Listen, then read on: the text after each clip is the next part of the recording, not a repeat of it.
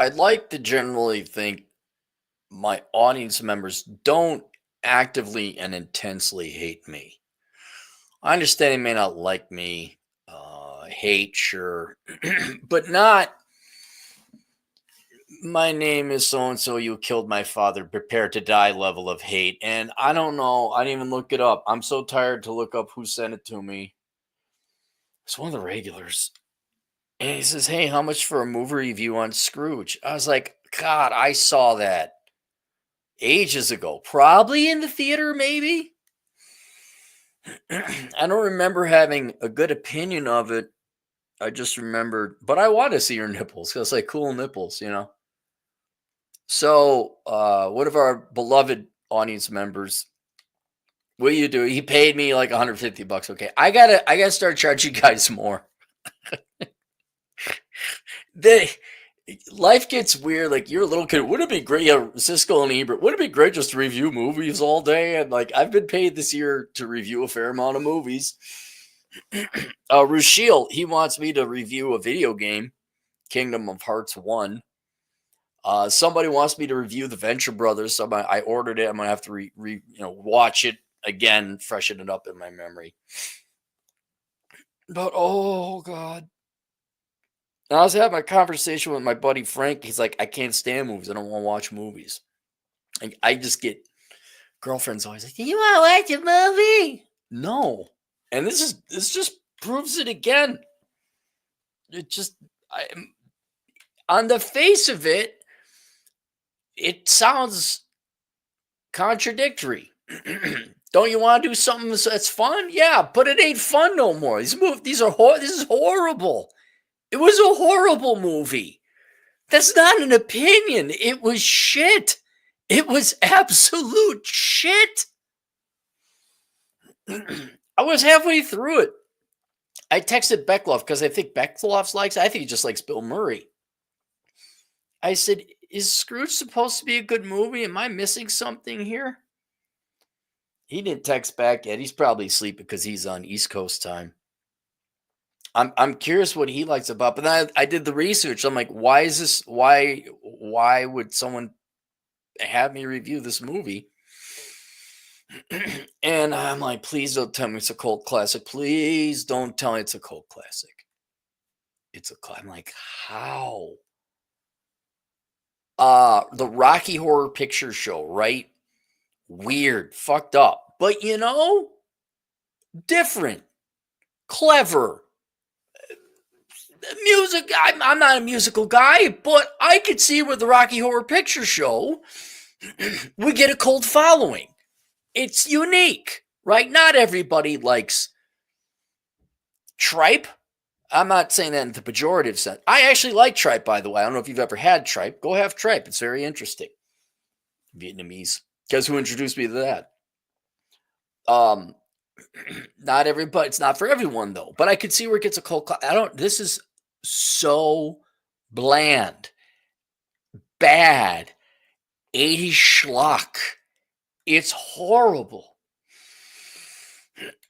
So I'll tell you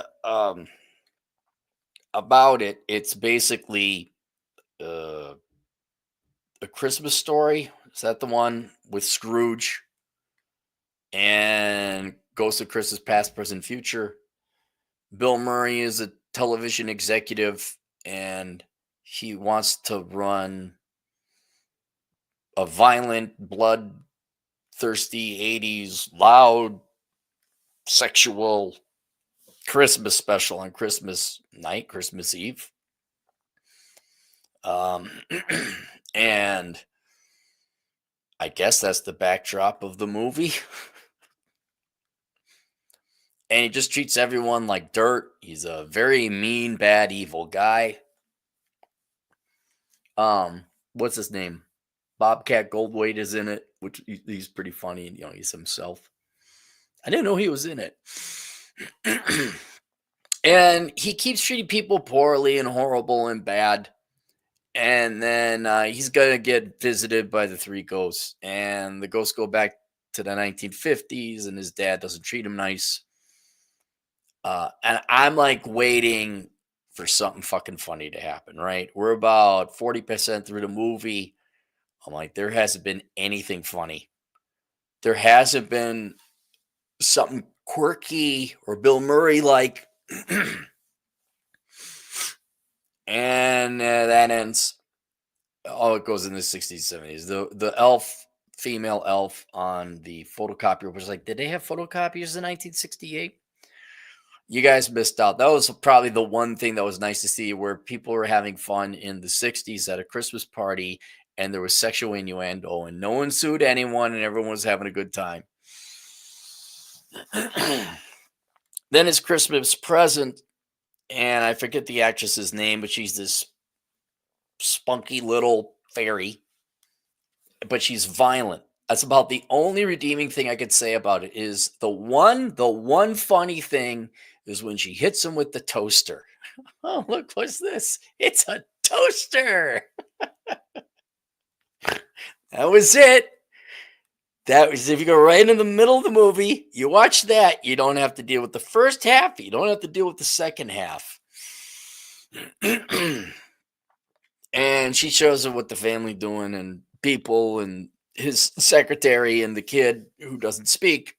It's horrible. It's so, you could just, is anything funny gonna happen? No. And then Ghost of Future sees his own death. Marion from Indiana Jones. I don't know her name in the movie because I wasn't paying that much attention by this time. She is wealthy and she used to work with the poor, and now she's in lease. She had one of them 80s hats. I was like, oh, I remember those. Those are kind of cute. Those are kind of fun.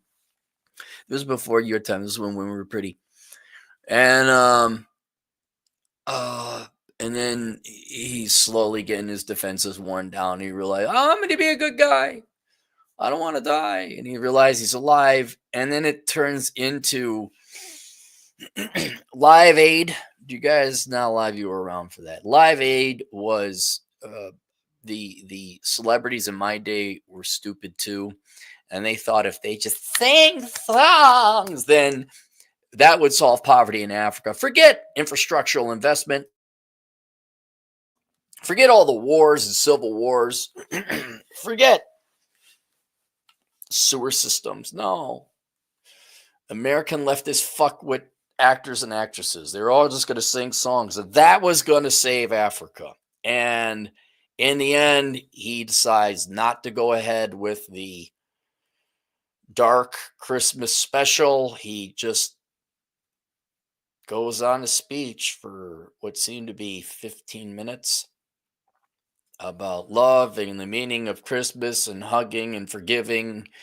And it was horrible. It was horrible.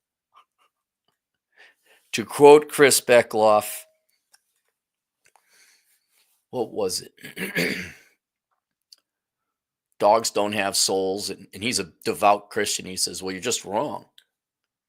And you could take your false God and false religion elsewhere, but you're just wrong. For those of you that this is a good movie, no, this is not a good movie. There's not, if you're going to go the cult classic argument, there has to be something unique about it. This is 80s schlock.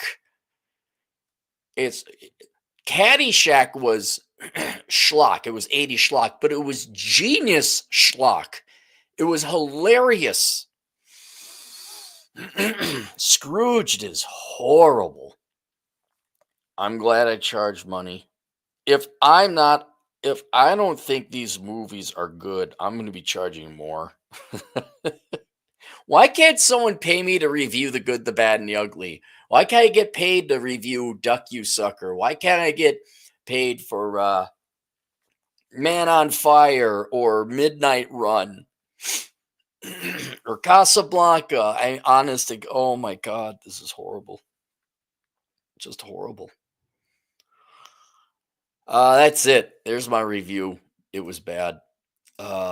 Michael Kingswood, who you can find at noncommunistsciencefiction.com. You can also subscribe to his YouTube channel there, Storytime with Michael Kingswood. You're an uncle. See? What? when you come visit, I want you to you explain to me how this is anything but cancer. You are an uncultured heathen, sir. Scrooge is great. No, it isn't.